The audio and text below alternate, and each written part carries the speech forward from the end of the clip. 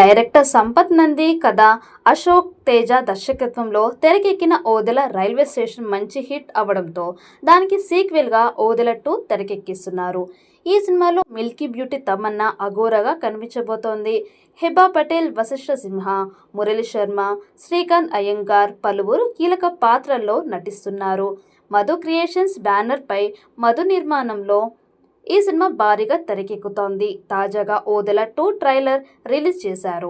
ఈ ట్రైలర్ చూస్తుంటే ఓదెల పార్ట్ 1 సినిమాలో మరణించిన వ్యక్తి ప్రేతాత్మగా మారి తిరిగి వచ్చి ఆ ఊరిని ఎలాంటి ఇబ్బందులు పెట్టాడు, తమన్నా లేడీ అఘోరాగా వచ్చి శివశక్తితో ఆ ప్రేతాత్మని ఎలా ఎదుర్కొంది అని ఓదెల 2 సినిమాలో ఉండబోతోందని తెలుస్తోంది. ఈ సినిమాని పాన్ ఇండియా వైడ్ రిలీజ్ చేస్తున్నారు. దీంతో ఓదెల 2 ట్రైలర్ లాంచ్ ఈవెంట్ ముంబైలో నిర్వహించారు. ఇక ఈ సినిమా ఏప్రిల్ 17న రిలీజ్ కానుంది. సనాతన ధర్మం గురించి, మన శాస్త్రాల గొప్పతనం గురించి, ఆచారాల గురించి చెప్పే కథలకు ఇప్పుడు మంచి రెస్పాన్స్ వస్తోంది.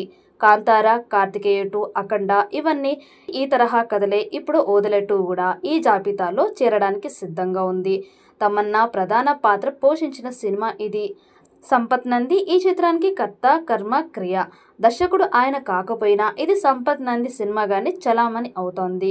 దేవుడు, దెయ్యం మధ్య జరిగే పోరాటమే ఈ కథ అయితే, ఈ కథని చెప్పడానికి ఎంచుకున్న నేపథ్యం, తీర్చిదిద్దిన విధానం, చూపిస్తున్న విజువల్స్ ఓదెల 2ని ప్రత్యేకంగా నిలిపాయి.